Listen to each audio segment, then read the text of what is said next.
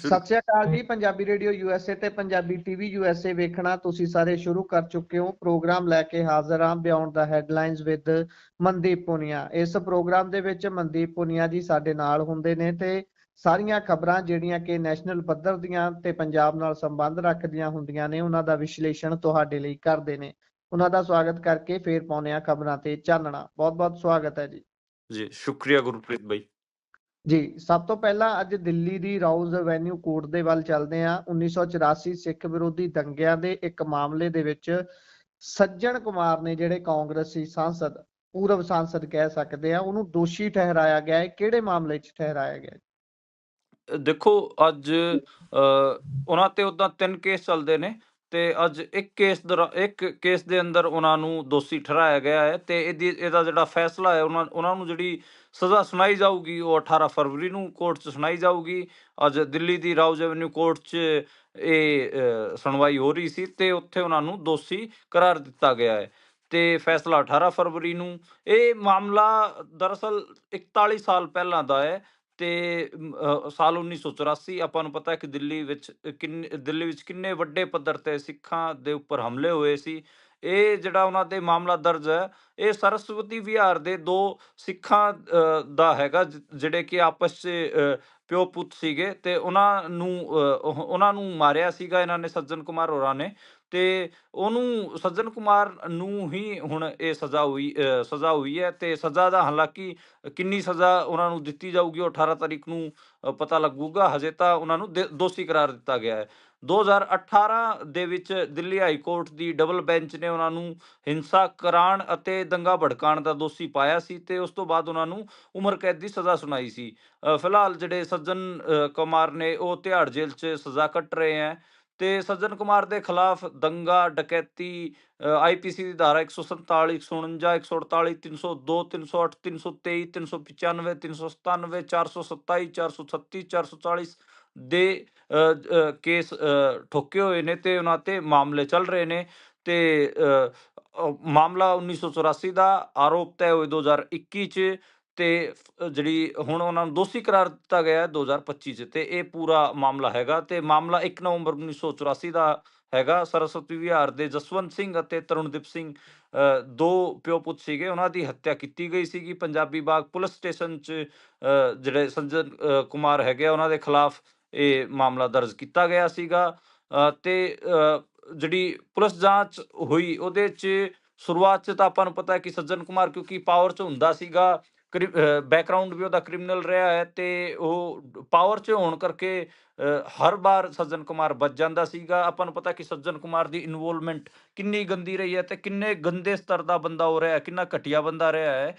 ਪਰ ਫਿਰ ਵੀ ਉਹਨੂੰ ਜਿਹੜੀ ਸਟੇਟ ਹੈਗੀ ਆ ਉਹ ਹਰ ਵਾਰ ਬਚਾਉਣ ਦੀ ਕੋਸ਼ਿਸ਼ ਕਰਦੀ ਸੀ ਤੇ ਪੁਲਿਸ ਨੇ ਵੀ ਉਹਨੂੰ ਹਰ ਵਾਰ ਬਚਾਇਆ ਤੇ ਜਿਹੜੀ ਪੀੜਿਤ ਦੇ ਵਕੀਲ ਸੀਗੇ ਉਹਨਾਂ ਨੇ ਉਸ ਟਾਈਮ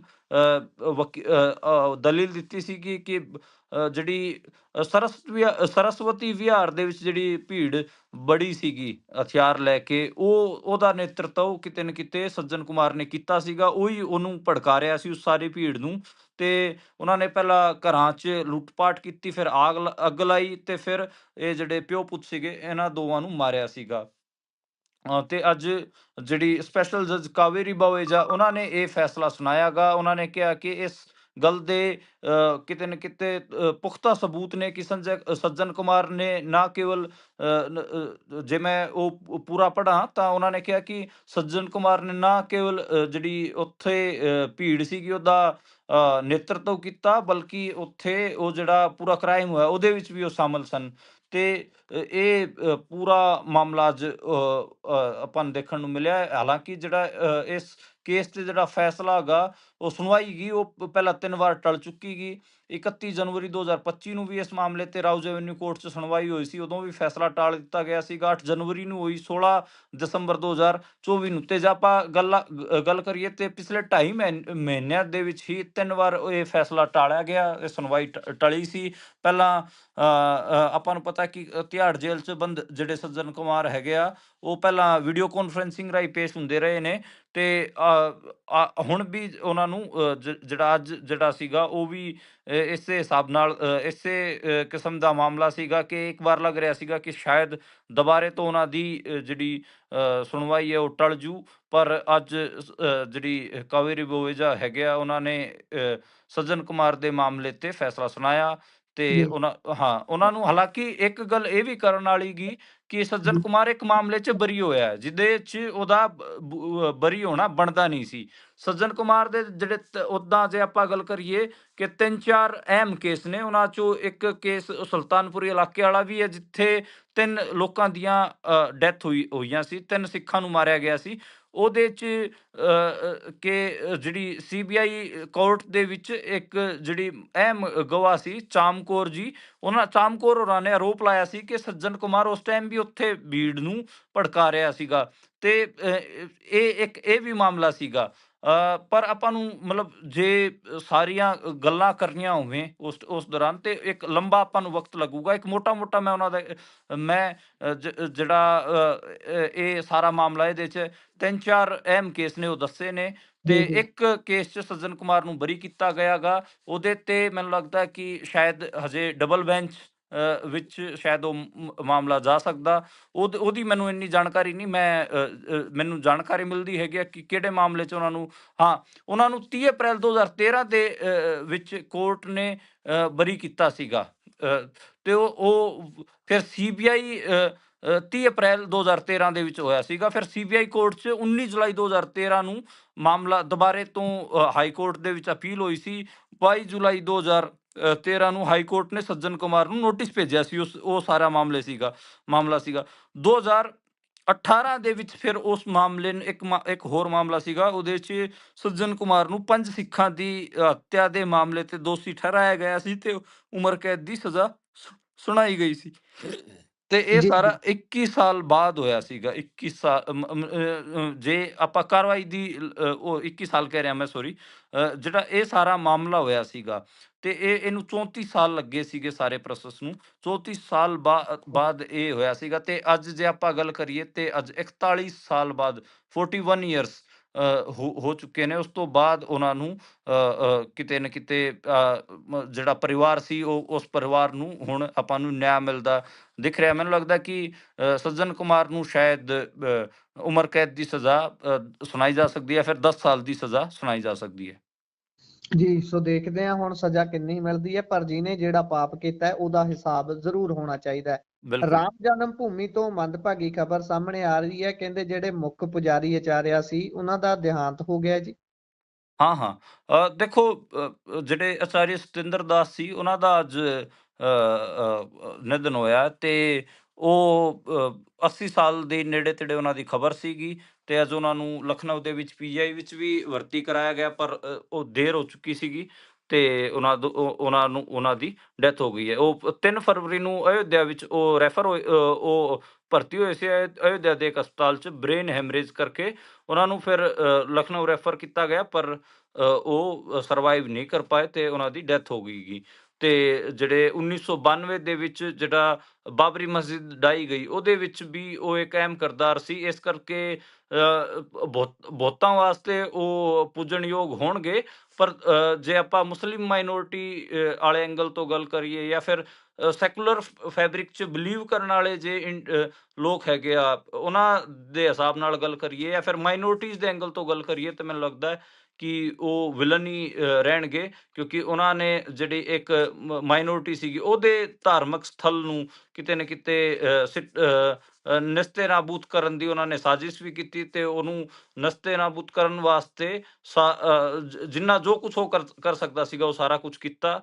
ਮੈਨੂੰ ਲੱਗਦਾ ਕਿ ਜਿਹੜਾ ਅਯੋਧਿਆ ਦੇ ਵਿੱਚ ਜਿਹੜਾ ਬਾਬਰੀ ਮਸਜਿਦ ਵਾਲਾ ਸਾਰਾ ਪ੍ਰਕਰਨ ਹੈ, ਇਹਨੂੰ ਅੱਡ-ਅੱਡ ਨਜ਼ਰੀਆ ਨਾਲ, ਅੱਡ-ਅੱਡ ਚਸ਼ਮਿਆਂ ਨਾਲ ਦੇਖਿਆ ਜਾਂਦਾ ਹੈ। ਮੈਂ ਉਸ ਧਿਰ ਨਾਲ ਸੰਬੰਧ ਰੱਖਦਾ।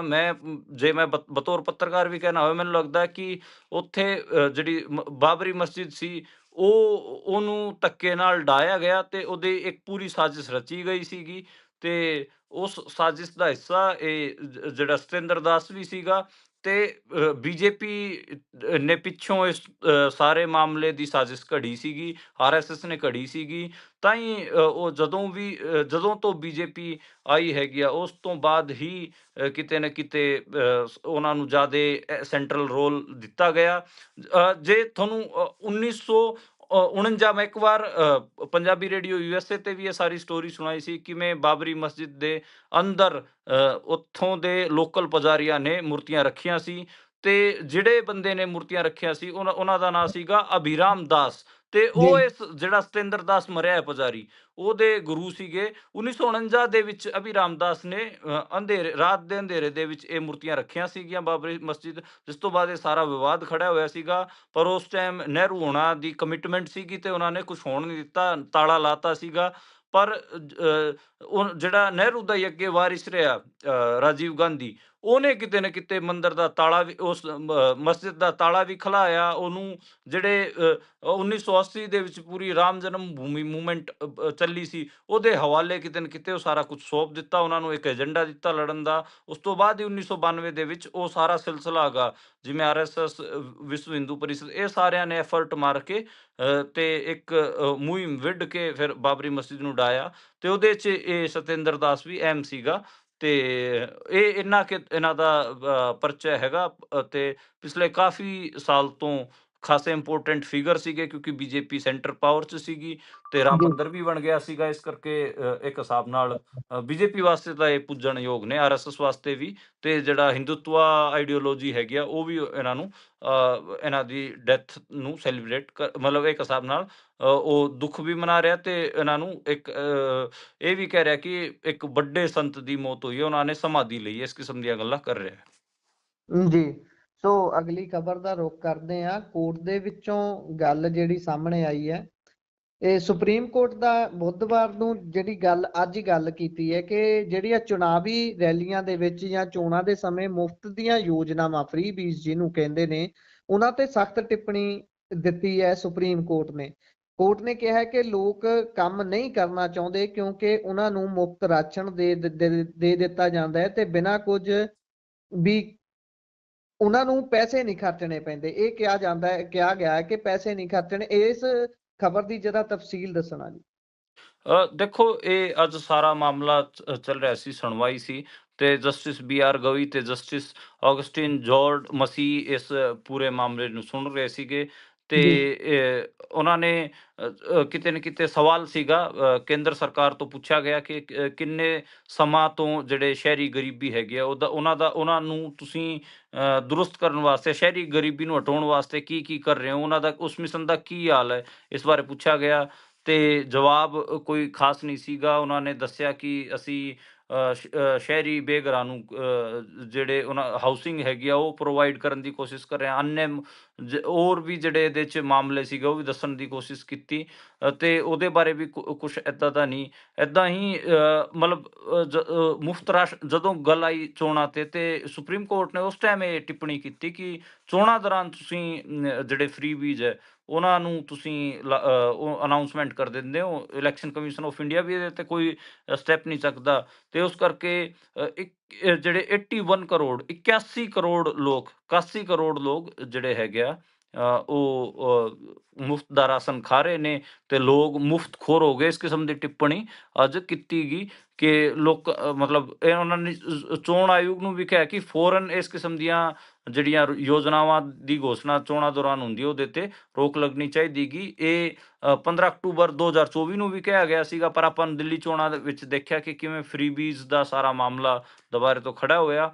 ਤੇ ਇਹ ਜਿਹੜੀ ਪੂਰੀ ਯਾਚਕਾ ਗੀ, ਇਹ ਇੱਕ ਸ਼ਸ਼ਾਂਕ ਜੇ ਸ਼੍ਰੀਧਰ ਹੈਗੇ ਆ, ਤੇ ਉਹਨਾਂ ਦੇ ਜਿਹੜੇ ਵਕੀਲ ਆ ਬਾਲਾਜੀ ਸ੍ਰੀਨਿਵਾਸਨ, ਉਹ ਦੋ ਇਹਨੂੰ ਪਰਸੂ ਕਰ ਰਹੇ ਨੇ। 14 ਅਕਤੂਬਰ ਨੂੰ ਇਹ ਡੀ ਵਾਈ ਚੰਦਰ, ਜਿਹੜੇ ਉਸ time chief justice of India ਸੀ, ਡੀ ਵਾਈ ਚੰਦਰਚੂੜ, ਉਹਨਾਂ ਦੀ ਬੈਂਚ ਦੇ ਸਾਹਮਣੇ ਇਹ ਮਾਮਲਾ ਉਠਾਇਆ ਸੀਗਾ। ਤੇ ਜੀ ਉਹਨਾਂ ਨੇ ਇਹ ਕਿਹਾ ਸੀਗਾ ਕਿ ਵਿਧਾਨ ਸਭਾ ਤੇ ਜਿਹੜੇ ਲੋਕ ਸਭਾ ਦੇ ਆਮ ਚੋਣ ਹੋਣ, ਉਹਨਾਂ 'ਚ ਜਿਹੜੇ ਰਾਜਨੀਤਿਕ ਦਲ ਹੈਗੇ ਆ, ਉਹ ਫ੍ਰੀ ਜਿਹੜੇ ਯੋਜਨਾਵਾਂ ਮਤਲਬ ਫ੍ਰੀ ਦੇਣ ਦੀ ਕੋਈ ਵੀ ਮਤਲਬ ਫ੍ਰੀ ਬੀਜ ਦੀ ਕੋਈ ਵੀ ਯੋਜਨਾ ਦਾ ਵਾਅਦਾ ਨਾ ਕਰਨ ਤੇ ਉਹਨਾਂ ਨੂੰ ਜਿਹੜਾ ਜਨ ਪ੍ਰਤੀਨਿਧੀ ਅਧਿਨਿਯਮ ਹੈਗਾ 1951 ਵਾਲਾ, ਉਹਦੇ ਤੇ ਉਹਨੂੰ ਰਿਸ਼ਵਤ ਜਾਂ ਫਿਰ ਕੈਸ਼ ਫੋਰ ਵੋਟ ਜਾਂ ਫਿਰ ਵੋਟ ਵਾਸਤੇ ਪ੍ਰਲੋਭਨ, ਇਸ ਤੇ ਰਜਿਸਟਰ ਕੀਤਾ ਜਾਵੇ। ਇਹ ਗੱਲ ਨਿਕਲ ਕੇ ਆਈ ਸੀਗੀ ਤੇ ਬਹੁਤ ਸਾਰੇ ਆਗੂਆਂ ਨੇ ਇਹਨੂੰ ਮਤਲਬ ਇੱਕ ਹਿਸਾਬ ਨਾਲ ਉਹ ਵੀ ਵੈਲਕਮ ਵੀ ਕੀਤਾ ਸੀਗਾ। ਪਰ ਆਪਾਂ ਨੂੰ ਸਾਰੀ ਪਾਰਟੀਆਂ ਦੀ ਸੱਚਾਈ ਪਤਾ ਹੈ। ਸਾਰੀ ਪਾਰਟੀਆਂ ਕਿਤੇ ਨਾ ਕਿਤੇ ਚੋਣ ਜਿੱਤਣ ਵਾਸਤੇ ਕੋਈ ਮਹਿਲਾਵਾਂ ਨੂੰ 1000 2-2000 ਰੁਪਇਆ ਦੇਣ ਦੀ ਗੱਲ ਕਰਦਾ ਹੈ, ਕੋਈ ਬਿਜਲੀ ਫ੍ਰੀ ਦੇਣ ਦੀ ਗੱਲ ਕਰਦਾ ਚੋਣਾਂ ਦੌਰਾਨ, ਕੋਈ ਰਾਸ਼ਨ ਫ੍ਰੀ ਦੇਣ ਦੀ ਗੱਲ ਕਰਦਾ ਵੋਟਾਂ ਵਾਸਤੇ, ਤੇ ਇਹ ਤਾਂ ਲਗਾਤਾਰ ਚੱਲ ਹੀ ਰਿਹਾ। ਮੈਨੂੰ ਨਹੀਂ ਲੱਗਦਾ ਕਿ ਸੁਪਰੀਮ ਕੋਰਟ ਦੇ ਵਿੱਚ ਇਹ ਜਿਹੜੀ ਸੁਣਵਾਈ ਹੋ ਰਹੀ ਹੈ ਤੇ ਇਹ ਕੋਈ ਕਿਤੇ ਕੁਛ ਨਿਕਲੂਗਾ, ਕਿਉਂਕਿ ਜਿਹੜਾ ਮੇਨ ਜਿਹੜੀ ਪਾਵਰ ਹੈ ਉਹ ਤਾਂ ਆਪਾਂ ਨੂੰ ਪਤਾ ਹੈ ਕਿ ਜਿਹੜੀ ਆਪਾਂ ਕਹੀਏ ਕਿ ਸੰਸਦ ਦੇ ਕੋਲ ਹੁੰਦੀ ਹੈ ਤੇ ਲੋਕ ਸਭਾ ਦੇ ਵਿੱਚ ਜਿਹੜੀ ਸਰਕਾਰ ਕੋਲ ਹੁੰਦੀ ਹੈ, ਤੇ ਸਰਕਾਰ ਆਪਾਂ ਨੂੰ ਪਤਾ ਬੀਜੇਪੀ ਦੀ ਹੈਗੀ ਆ। ਮੈਨੂੰ ਨਹੀਂ ਲੱਗਦਾ ਕਿ ਸੰਸਦ ਦੇ ਵਿੱਚ ਕੁਛ ਸੁਪਰੀਮ ਕੋਰਟ ਵੀ ਕੁਛ ਕਰ ਪਾਊਗਾ ਤੇ ਸੰਸਦ ਦੇ ਵਿੱਚ ਇਹਦੇ ਵਾਸਤੇ ਇਸ ਦੇ ਖਿਲਾਫ ਕੋਈ ਕਾਨੂੰਨ ਬਣ ਪਾਊਗਾ। ਮੈਨੂੰ ਨਹੀਂ ਲੱਗਦਾ ਕਿ ਇਹ ਕਿਤੇ ਜਿਹੜੀ ਇਹ ਯਾਚਕਾ ਹੈਗੀ ਆ ਫ੍ਰੀ ਵੀਜ਼ ਦੇ ਉਲਟ, ਇਹ ਇਹ ਦੇਖ ਕਿਸੇ ਸਕਦੇ ਪਾਸੇ ਲੱਗ ਪਾਊਗੀ। ਜੀ। ਸੋ ਵੇਖਦੇ ਆ ਇਹਦੇ ਤੇ ਬਣਦਾ ਕੀ ਹੈ, ਪਰ ਬਹੁਤ ਜ਼ਰੂਰੀ ਹੈ ਇਹਨਾਂ ਸਾਰੀਆਂ ਚੀਜ਼ਾਂ ਤੇ ਰੋਕ ਲੱਗਣਾ ਤੇ ਇਹ ਜਿਹੜੇ ਰਿਫਾਰਮਸ ਦੀ ਗੱਲ ਕਰਦੇ ਨੇ ਇਲੈਕਟੋਰਲ ਰਿਫਾਰਮਸ ਦੀ, ਉਹਨਾਂ ਨੂੰ ਇਸ ਤਰੀਕੇ ਨਾਲ ਕਰਨਾ ਕਿ ਇਸ ਤਰੀਕੇ ਦੇ ਵਾਅਦੇ ਕਰਕੇ ਲੋਕਾਂ ਨੂੰ ਉਲਝਾਇਆ ਨਾ ਜਾ ਸਕੇ। ਅੱਗੇ ਗੱਲ ਕਰਦੇ ਆ ਦਿੱਲੀ ਵਿਧਾਨ ਸਭਾ ਚੋਣਾਂ ਦੀ, ਤੇ ਚੋਣਾਂ ਦਾ ਨਤੀਜਾ ਇਹਨੂੰ 4 ਦਿਨ ਹੋ ਚੁੱਕੇ ਨੇ, ਪਰ ਹਾਲੇ ਤੱਕ ਕੋਈ ਉੱਗ ਸੁੱਗ ਨਹੀਂ ਮਿਲ ਰਹੀ ਕਿ ਮੁੱਖ ਮੰਤਰੀ ਦੀ ਕੁਰਸੀ ਤੇ ਆਖਰ ਬੈਠੂਗਾ ਕੌਣ। ਇਹ ਨਾਮ ਤੈਅ ਕਿਉਂ ਨਹੀਂ ਹੋ ਪਾ ਰਿਹਾ, ਜਰਾ ਇਹ ਦੱਸਣਾ ਭਾਜਪਾ ਦੇ ਵੱਲੋਂ। ਤੇ ਆਮ ਆਦਮੀ ਪਾਰਟੀ ਕਹਿ ਰਹੀ ਹੈ ਕਿ ਇਹਨਾਂ ਦੇ ਅੰਦਰ ਫੁੱਟ ਹੈ। ਹਾਂ, ਇਹ ਗੱਲ ਤਾਂ ਸਹੀ ਹੈ ਕਿ ਅੱਜ ਆਮ ਆਦਮੀ ਪਾਰਟੀ ਨੇ ਕਿਹਾ ਕਿ ਬੀਜੇਪੀ ਦੇ ਅੰਦਰ ਫੁੱਟ ਹੈ। ਪਰ ਉਦੋਂ ਬੀਜੇਪੀ ਦਾ ਵੀ, ਜੇ ਮੈਂ ਉਹਨਾਂ ਦੀ ਓਫੀਸ਼ੀਅਲ ਸਟੇਟਮੈਂਟ ਦੀ ਗੱਲ ਕਰਾਂ ਜਿਹੜੀ ਉਹ ਮੀਡੀਆ ਦੇ ਵਿੱਚ ਲਗਾਤਾਰ ਬੋਲ ਰਹੇ ਨੇ, ਮੈਂ ਵੀ ਜਿਹੜੇ ਉਹਨਾਂ ਦੇ ਦਿੱਲੀ ਦੇ ਵਿੱਚ ਜਿਹੜੇ ਧਨਖੜ ਲੱਗੇ ਹੋਏ ਨੇ, ਓਮ ਪ੍ਰਕਾਸ਼ ਧਨਖੜ, ਉਹ ਹਰਿਆਣੇ ਦੇ ਹੀ ਆਗੂ ਨੇ ਤੇ ਉਹਨਾਂ ਨੂੰ ਵੀ ਦਿੱਲੀ ਚੋਣਾਂ ਦੇ ਵਿੱਚ ਡਿਊਟੀ ਦਿੱਤੀ ਗਈ ਸੀ। ਉਹਨਾਂ ਨਾਲ ਅੱਜ ਮੇਰੀ ਫੋਨ ਤੇ ਗੱਲਬਾਤ ਹੋਈ ਸੀ ਤੇ ਉਹਨਾਂ ਨੇ ਕਿਹਾ ਕਿ ਦੇਖੋ ਇਹ ਜਿਹੜਾ ਫੈਸਲਾ ਹੈਗਾ ਦਿੱਲੀ ਦੇ ਸੀਐਮ ਦਾ, ਉਹ ਕਿਤੇ ਨਾ ਕਿਤੇ ਜਾ ਕੇ ਹੋਣਾਗਾ 15 ਫਰਵਰੀ ਨੂੰ, ਕਿਉਂਕਿ 15 ਫਰਵਰੀ ਨੂੰ ਹੀ ਨਰਿੰਦਰ ਮੋਦੀ ਫਰਾਂਸ ਅਮਰੀਕਾ ਦੇ ਦੌਰੇ ਤੋਂ ਇੰਡੀਆ ਵਾਪਸੀ ਕਰਨਗੇ ਤੇ ਉਸ ਤੋਂ ਬਾਅਦ ਹੀ ਜਿਹੜੇ ਬੀਜੇਪੀ ਦੇ ਵਿਧਾਇਕ ਨੇ ਉਹਨਾਂ ਦੀ ਬੈਠਕ ਹੋਊਗੀ ਤੇ ਉਹੀ ਡਿਸਾਈਡ ਕਰਨਗੇ ਕਿ ਕੌਣ ਦਿੱਲੀ ਦਾ ਮੁੱਖ ਮੰਤਰੀ ਹੋਊਗਾ। ਉੱਦਾਂ ਆਪਾਂ ਨੂੰ ਪਤਾ ਹੈ ਕਿ ਦਿੱਲੀ ਬੀਜੇਪੀ ਦੇ ਭਾਵੇਂ ਸੂਬਾ ਪ੍ਰਧਾਨ ਹੋਣ ਵਿਰੇਂਦਰ ਸਚਦੇਵਾ ਜਾਂ ਫਿਰ ਆਪਾਂ ਗੱਲ ਕਰੀਏ ਪ੍ਰਵੇਸ਼ ਵਰਮਾ ਦੀ, ਇਹ 3-4 ਨਾਮ ਨੇ ਜਿਹੜੇ ਜ਼ਿਆਦਾ ਅੱਗੇ ਚੱਲ ਰਹੇ ਨੇ। ਤੇ ਆਮ ਆਦਮੀ ਪਾਰਟੀ ਵਾਲੇ ਆ ਕਾਂਗਰਸ ਵਾਲੇ ਤਾਂ ਇਹ ਵੀ ਕਹਿ ਰਹੇ ਨੇ ਕਿ ਇਹਨਾਂ ਦੇ ਵਿਧਾਇਕ 48 ਜਿੱਤੇ ਨੇ ਤੇ ਇਹਨਾਂ ਦੇ ਸੀਐਮ ਪਦ ਦੇ ਦਾਅਵੇਦਾਰ 30 ਜਣੇ ਨੇ। ਤੇ ਇਹ ਤਾਂ ਲਗਾਤਾਰ ਟਿਚਰਾਂ ਹੋ ਹੀ ਰਹੀਆਂ ਨੇ ਬੀਜੇਪੀ ਦੇ। ਤੇ ਬੀਜੇਪੀ ਮੈਨੂੰ ਇਹ ਲੱਗ ਰਿਹਾ ਕਿ ਵਿਦਆਊਟ ਨਰਿੰਦਰ ਮੋਦੀ ਇਹ ਫੈਸਲਾ ਨਹੀਂ ਲੈਣ ਜਾ ਰਹੀ। 15 ਜਾਂ 16 ਫਰਵਰੀ ਤੋਂ ਬਾਅਦ ਹੀ ਆਪਾਂ ਨੂੰ ਪਤਾ ਲੱਗੂਗਾ ਕਿ ਬੀਜੇਪੀ ਦਾ ਚੀਫ ਮਿਨਿਸਟਰ ਕੌਣ ਹੋਊਗਾ। ਜੀ, ਇਹ ਤਾਂ ਹੁਣ ਦੇਖਦੇ ਆ ਕੌਣ ਉਸ ਕੁਰਸੀ ਤੇ ਬੈਠਦਾ ਹੈ, ਪਰ ਨਾਮ ਬਹੁਤ ਸਾਰੇ ਮੀਡੀਆ ਦੇ ਵਿੱਚ ਚੱਲ ਰਹੇ ਨੇ। ਤੇ ਕੱਲ ਖਨੌਰੀ ਅਤੇ ਸ਼ੰਭੂ ਬਾਰਡਰ ਤੇ ਬੈਠੇ ਹੋਏ ਕਿਸਾਨਾਂ ਨੂੰ ਪੂਰਾ 1 ਸਾਲ ਹੋ ਜਾਣਾ ਹੈ। 1 ਸਾਲ ਪਹਿਲਾਂ ਅੰਨ੍ਹੇਵਾਹ ਦੇਖੇ ਸੀ ਕਿ ਕਿਸ ਤਰੀਕੇ ਨਾਲ ਗੋਲੇ ਟੀਅਰ ਗੈਸ ਦੇ ਦਾਗੇ ਜਾ ਰਹੇ ਸੀ ਤੇ ਬੁਰਾ ਹਾਲ ਹੋ ਰਿਹਾ ਸੀ। ਸ਼ੁਭਕਰਨ ਦੀ ਮੌਤ ਵੀ ਹੋਈ ਸੀ। ਜਰਾ 1 ਸਾਲ ਦੇ ਬਾਰੇ ਕੋਈ ਚਰਚਾ ਕਰੋ ਤਾਂ। ਹਾਂ, ਕੱਲ ਆਪਾਂ ਨੂੰ ਪਤਾ ਕਿ 13 ਫਰਵਰੀ ਨੂੰ 1 ਸਾਲ ਹੋ ਜਾਣਾਗਾ ਤੇ ਇਸ ਵਾਸਤੇ ਜਿਹੜਾ ਸ਼ੰਭੂ ਬਾਰਡਰ ਹੈ ਤੇ ਖਨੌਰੀ ਬਾਰਡਰ ਹੈ ਤੇ ਦਾਤਾ ਸਿੰਘ ਰਾਮ ਵਾਲਾ ਬਾਰਡਰ ਹੈ, ਉੱਥੇ ਕਿਸਾਨਾਂ ਨੇ ਅੱਜ ਪੰਚਾਇਤਾਂ ਰੱਖੀਆਂ ਹੋਈਆਂ ਸੀ। ਅੱਜ ਜਿਹੜੀ ਪੰਚਾਇਤ ਸੀਗੀ ਉਹ ਖਨੌਰੀ ਬਾਰਡਰ ਤੇ ਸੀਗੀ ਤੇ ਅੱਜ ਖਨੌਰੀ ਬਾਰਡਰ ਤੇ ਇਸ ਪੰਚਾਇਤ ਵਿੱਚ ਹਜ਼ਾਰਾਂ ਦੀ ਗਿਣਤੀ 'ਚ ਕਿਸਾਨ ਸ਼ਾਮਲ ਹੋਏ। ਪੰਚਾਇਤ ਇਸ ਨੂੰ ਕਿਸਾਨ ਮਹਾਪੰਚਾਇਤ ਕਿਹਾ ਗਿਆ ਤੇ ਇਸ ਕਿਸਾਨ ਮਹਾਪੰਚਾਇਤ ਦੀ ਜਿਹੜੀ ਅਗਵਾਈ ਹੈਗੀ ਆ ਉਹ ਜਗਜੀਤ ਸਿੰਘ ਡੱਲੇਵਾਲ ਉਹਨਾਂ ਨੇ ਕੀਤੀ, ਜਿਹੜੇ ਕਿ ਪਿਛਲੇ ਆਪਾਂ ਨੂੰ ਪਤਾ ਕਿ 78 ਦਿਨਾਂ ਤੋਂ ਭੁੱਖ ਹੜਤਾਲ ਤੇ ਬੈਠੇ ਨੇ। ਉਹਨਾਂ ਨੇ ਇਹ ਵੀ ਉਹਨਾਂ ਨੇ ਜਿਹੜੀ ਮਹਾਪੰਚਾਇਤ ਸੀ ਉਹਨੂੰ ਵੀ ਸੰਬੋਧਿਤ ਕੀਤਾ ਤੇ ਕਿਹਾ ਕਿ ਸਾਡੇ ਅੱਜ ਨੌਜਵਾਨਾਂ ਨੂੰ ਬੇੜੀਆਂ ਦੇ ਵਿੱਚ ਜਕੜ ਕੇ ਅਮਰੀਕਾ ਤੋਂ ਵਾਪਸ ਭੇਜਿਆ ਜਾ ਰਿਹਾ ਹੈ। ਜੀ ਤੇ ਉਹਨਾਂ ਨੇ ਅੱਗੇ ਕਿਹਾ ਕਿ ਜਿਹੜੇ ਮੁਲਕ ਦੇ ਨੌਜਵਾਨ ਨੇ ਉਹ ਆਪਣਾ ਮੁਲਕ ਛੱਡ ਕੇ ਬਾਹਰ ਜਾਣ ਵਾਸਤੇ ਮਜਬੂਰ ਕਿਉਂ ਨੇ, ਇਸ ਤੇ ਵੀ ਗੱਲ ਉਹਨਾਂ ਨੇ ਕਹੀ। ਤੇ ਉਹਨਾਂ ਨੇ ਕਿਹਾ ਕਿ ਇਹ ਸਾਰਾ ਸਭ ਤੋਂ ਜਿਹੜਾ ਵੱਡਾ ਇਸ਼ੂ ਹੈ ਉਹ ਰੋਜ਼ਗਾਰ ਦਾ ਹੈਗਾ। ਉਹਨਾਂ ਨੂੰ ਰੋਜ਼ਗਾਰ ਨਹੀਂ ਮਿਲਦਾ ਤੇ ਮਜਬੂਰੀ ਵਸ ਉਹਨਾਂ ਨੂੰ ਪਲਾਇਨ ਕਰਨਾ ਪੈਂਦਾ। ਤੇ ਇਸ ਤੋਂ ਇਲਾਵਾ ਉਹਨਾਂ ਨੇ ਇਹ ਵੀ ਕਿਹਾ ਕਿ ਜੇ ਖੇਤੀਬਾੜੀ ਸੈਕਟਰ 'ਚ ਜੇ ਆਪਾਂ MSP ਦੇਈਏ C2+50% ਵਾਲੇ ਫਾਰਮੂਲੇ ਤੇ ਐਗਰੀਕਲਚਰ ਸੈਕਟਰ ਨੂੰ ਜੇ ਆਪਾਂ ਮਜ਼ਬੂਤ ਕਰੀਏ, ਫਿਰ ਸ਼ਾਇਦ ਇਹ ਜਿਹੜੀ ਮਾਈਗ੍ਰੇਸ਼ਨ ਗੀ ਰੂਰਲ ਫਾਰਮਰਸ, ਯੰਗ ਫਾਰਮਰਸ ਦੀ ਜਾਂ ਫਿਰ ਕਿਸਾਨਾਂ ਦੇ ਬੱਚਿਆਂ ਦੀ, ਇਹ ਭਾਵੇਂ ਇਹ ਫਿਰ ਇਹਦੇ 'ਚ ਤੇ ਰੋਕ ਲੱਗ ਸਕਦੀ ਗੀ। ਉਹਨਾਂ ਨੇ ਇਹ ਗੱਲ ਕਹੀ। ਉਹਨਾਂ ਨੇ ਇਹ ਵੀ ਕਿਹਾ ਕਿ ਉਹਨਾਂ ਦੀ ਇੱਛਾ ਗੀ ਕਿ 14 ਫਰਵਰੀ ਨੂੰ ਜਿਹੜੀ ਮੀਟਿੰਗ ਹੋ ਰਹੀ ਹੈ ਉਹਦੇ 'ਚ ਉਹ ਖੁਦ ਸ਼ਾਮਿਲ ਰਹਿਣ ਤਾਂ ਕਿ ਕਿਸਾਨਾਂ ਦੀ ਜਿਹੜੀ ਗੱਲ ਹੈ ਉਹ ਮਜ਼ਬੂਤੀ ਨਾਲ ਰੱਖ ਸਕਣ। ਉਹਨਾਂ ਜੀ ਨੇ ਕਿਹਾ ਕਿ ਪਹਿਲਾਂ ਜਿਹੜੇ ਨਰਿੰਦਰ ਮੋਦੀ ਸੀ ਉਹ ਇੰਡੀਅਨ ਪਾਰਲੀਮੈਂਟ ਦੇ ਸਾਹਮਣੇ ਨਤਮਸਤਕ ਹੋ ਕੇ ਕਹਿੰਦੇ ਸੀਗੇ ਕਿ ਇਹ ਸੰਸਦ ਦੇ ਹਰ ਜਿਹੜੀ ਉਹਨਾਂ ਦੀ ਸੰਸਦ ਦਾ ਉਹ ਹਮੇਸ਼ਾ ਸਨਮਾਨ ਕਰਨਗੇ। ਲੇਕਿਨ ਉਸੇ ਸੰਸਦ ਦੇ ਅੰਦਰ ਉਹਨਾਂ ਨੇ ਖੇਤੀ ਵਿਸ਼ਿਆਂ ਤੇ ਬਣੀ ਸਥਾਈ ਜਿਹੜੀ ਕਮੇਟੀ ਹੈਗੀ ਆ ਉਹਦੀ ਰਿਪੋਰਟ ਨੂੰ ਉਹ ਮੰਨ ਨਹੀਂ ਰਹੇ, ਜਿਹਦੇ 'ਚ ਉਸ ਕਮੇਟੀ ਦੀ ਰਿਪੋਰਟ ਨੇ ਕਿਹਾ ਸੀ ਕਿ MSP ਗਾਰੰਟੀ ਕਾਨੂੰਨ ਬਣਨਾ ਚਾਹੀਦਾ। ਉਸ ਕਮੇਟੀ ਨੇ ਸਿਫਾਰਿਸ਼ ਕੀਤੀ ਸੀ। ਲੇਕਿਨ ਅੱਜ ਤੱਕ ਮੋਦੀ ਸਰਕਾਰ ਨੇ ਉਸ ਜਿਹੜੀ ਸਟੈਂਡਿੰਗ ਕਮੇਟੀ ਦੀ ਰਿਪੋਰਟ ਹੈ ਇੰਡੀਅਨ ਪਾਰਲੀਮੈਂਟ ਦੀ, ਉਹਨੂੰ ਲਾਗੂ ਕਰਨ ਦਾ ਯਤਨ ਨਹੀਂ ਕੀਤਾ, ਨਾ ਹੀ ਉਹਨੂੰ ਖੋਲ੍ਹ ਕੇ ਦੇਖਿਆ ਹੈਗਾ। ਤੇ ਉਹਨਾਂ ਨੇ ਜਿਹੜੇ ਡੱਲੇਵਾਲ ਸਾਹਿਬ ਹੋਰਾਂ ਨੇ ਅੱਜ ਇਹ ਵੀ ਗੱਲ ਕਹੀ ਕਿ ਪੂਰੇ ਮੁਲਕ ਭਰ ਦੇ ਜਿੰਨੇ ਵੀ ਕਿਸਾਨ ਨੇ ਉਹਨਾਂ ਦੀ ਏਕਤਾ ਦੀ ਲੋੜ ਹੈ। ਅੱਜ ਜੀ ਜੀ ਬਾਕੀ ਪੰਜਾਬ ਤੋਂ, ਹਰਿਆਣੇ ਤੋਂ, ਉੱਤਰ ਪ੍ਰਦੇਸ਼ ਤੋਂ, ਰਾਜਸਥਾਨ ਤੋਂ, ਮੱਧ ਪ੍ਰਦੇਸ਼ ਤੋਂ, ਬਿਹਾਰ ਤੋਂ, ਹਿਮਾਚਲ ਪ੍ਰਦੇਸ਼ ਤੋਂ, ਕਰਨਾਟਕ ਤੋਂ ਵੀ ਜੀ ਕਿਸਾਨ ਅੱਜ ਮਹਾਪੰਚਾਇਤ ਵਿੱਚ ਪਹੁੰਚੇ ਹੋਏ ਸੀ ਤੇ ਖਾਸੀ ਵੱਡੀ ਕਿਸਾਨ ਮਹਾਪੰਚਾਇਤ ਹੋਈ ਹੈ। ਅੱਜ ਕਿਸਾਨ ਮਹਾਪੰਚਾਇਤ ਸ਼ੁਰੂ ਹੋਣ ਤੋਂ ਪਹਿਲਾਂ ਜਿਹੜੇ ਕਿਸਾਨ ਆਗੂ ਨੇ ਬਲਦੇਵ ਸਿੰਘ ਸਰਸਾ, ਉਹਨਾਂ ਨੂੰ ਅਚਾਨਕ ਤੋਂ ਹਾਰਟ ਅਟੈਕ ਆ ਗਿਆ ਸੀਗਾ। ਉਸ ਤੋਂ ਬਾਅਦ ਉਹਨਾਂ ਨੂੰ ਐਮਰਜੈਂਸੀ ਹਾਲਾਤਾਂ 'ਚ ਪਟਿਆਲਾ ਦੇ ਰਜਿੰਦਰ ਹਸਪਤਾਲ ਭਰਤੀ ਕਰਾਇਆ ਗਿਆ। ਹਜੇ ਜੀ ਉਹਨਾਂ ਦੀ ਹਾਲਤ ਸਟੇਬਲ ਹੈ, ਬਾਕੀ ਉਹ ਹਜੇ ਹਸਪਤਾਲ 'ਚ ਹੀ ਭਰਤੀ ਨੇ। ਤੇ ਜਿਹੜੀ ਉਹਨਾਂ ਦੀ ਕੋਈ ਮੈਡੀਕਲ ਅੱਗੇ ਕੋਈ ਅਪਡੇਟ ਆਊਗੀ ਮੈਂ ਆਪ ਜੀ ਨੂੰ ਦੱਸ ਦੇਵਾਂਗਾ। ਬਾਕੀ ਕੱਲ 13 ਫਰਵਰੀ ਨੂੰ ਸ਼ੰਭੂ ਬਾਰਡਰ ਤੇ ਕਿਸਾਨ ਮਹਾਪੰਚਾਇਤ ਹੋਣੀ ਹੈ ਤੇ ਕਿਸਾਨ ਮਹਾਪੰਚਾਇਤ ਕੱਲ ਦੀ ਵੀ ਅਸੀਂ ਰਿਪੋਰਟਿੰਗ ਕਰਾਂਗੇ ਅਤੇ ਕੋਸ਼ਿਸ਼ ਕਰਾਂਗੇ ਕਿ ਜਿਹੜਾ ਕੱਲ 13 ਫਰਵਰੀ ਨੂੰ 1 ਸਾਲ ਹੋਣ ਜਾ ਰਿਹਾ ਕਿਸਾਨ ਅੰਦੋਲਨ ਦਾ, ਉਹ ਪੂਰੇ 1 ਸਾਲ ਤੇ ਆਪਾਂ ਗੱਲ ਕਰੀਏ ਤਾਂ ਕਿ ਜਿਹੜੇ ਵੀ ਇੰਪੋਰਟੈਂਟ ਅੱਡ ਟਾਈਮਾਂ ਤੇ ਜੋ ਘਟਨਾਵਾਂ ਵਾਪਰੀਆਂ ਨੇ ਕਿਸਾਨ ਅੰਦੋਲਨ ਟੂ, ਉਹਨਾਂ ਬਾਰੇ ਵੀ ਕੱਲ ਆਪਾਂ ਸਪੈਸ਼ਲ ਪ੍ਰੋਗਰਾਮ ਕਰਕੇ ਆਪ ਜੀ ਹੋਰਾਂ ਨੂੰ ਜਾਣਕਾਰੀ ਦੇਵਾਂਗੇ। ਜੀ ਜੀ ਜ਼ਰੂਰ, ਕੱਲ ਨੂੰ ਇਸੇ ਤੇ ਕੋਸ਼ਿਸ਼ ਕਰਾਂਗੇ ਕਿ ਸਪੈਸ਼ਲ ਪ੍ਰੋਗਰਾਮ ਰੱਖ ਕੇ ਆਪਾਂ ਸਾਰੇ ਤੇ ਚਾਨਣਾ ਪਾਈਏ। ਸੋ ਮਨਦੀਪ ਜੀ, ਤੁਸੀਂ ਖਬਰਾਂ ਦੇ ਉੱਪਰ ਚਾਨਣਾ ਪਾਇਆ, ਤੁਹਾਡਾ ਬਹੁਤ ਬਹੁਤ ਧੰਨਵਾਦ ਜੀ। ਜੀ ਸ਼ੁਕਰੀਆ ਗੁਰਪ੍ਰੀਤ। ਇੱਕ ਖਬਰ ਮੈਂ ਹੋਰ ਦੱਸਣੀ ਸੀਗੀ, ਇੱਕ ਮਹਾਰਾਸ਼ਟਰ ਤੋਂ ਖਬਰ ਹੈਗੀ ਆ। ਉੱਥੇ ਮਹਾਰਾਸ਼ਟਰ ਦੇ ਵਿੱਚ GB ਸਿੰਡਰੋਮ ਨਾਮ ਦੀ ਇੱਕ ਬਿਮਾਰੀ ਪਿਛਲੇ 33 ਦਿਨਾਂ ਤੋਂ ਚੱਲੀ ਹੋਈ ਹੈ ਤੇ ਉਹਦੇ ਕਰਕੇ 172 ਲੋਕਾਂ ਦੇ ਵਿੱਚ ਇਹ ਇਨਫੈਕਸ਼ਨ ਹੋਇਆ ਤੇ ਉਹਦੇ ਕਰਕੇ 8 ਜਾਨਾਂ ਚਲੀਆਂ ਗਈਆਂ ਨੇ, 8 ਲੋਕਾਂ ਦੀ ਮੌਤ ਹੋਈ ਹੈ ਤੇ ਜੀ ਹਜੇ ਤੱਕ 197 ਮਰੀਜ਼ ਆਏ ਨੇ, ਜਿਹਦੇ 'ਚ 172 ਮਰੀਜ਼ਾਂ ਦੇ ਅੰਦਰ ਇਸ ਸਿੰਡਰੋਮ ਦੀ ਪੁਸ਼ਟੀ ਹੋ ਚੁੱਕੀ ਹੈ ਤੇ 50 ਮਰੀਜ਼ ICU ਤੇ ਵਿੱਚ ਭਰਤੀ ਨੇ ਤੇ 20 ਮਰੀਜ਼ ਵੈਂਟੀਲੇਟਰ ਤੇ ਨੇ। ਜਿਹੜੇ ਵੈਂਟੀਲੇਟਰ ਤੇ ਉਹਨਾਂ ਚੋਂ ਬਹੁਤ ਘੱਟ ਚਾਂਸ ਹੈਗਾ ਕਿ ਉਹ ਜੋ ਪਾਣਗੇ ਜਾਂ ਫਿਰ ਅੱਗੇ ਉਹਨਾਂ ਜਿਉਂਦੇ ਬਚਣਗੇ। ਉਹਨਾਂ ਜੀ ਦੀ ਉਹ ਵੀ ਡੈਥ ਨਾਲ ਹੀ ਖੇਡ ਰਹੇ ਨੇ ਤੇ 8 ਲੋਕਾਂ ਦੀ ਪਹਿਲਾਂ ਹੀ ਮੌਤ ਹੋ ਚੁੱਕੀ ਗੀ।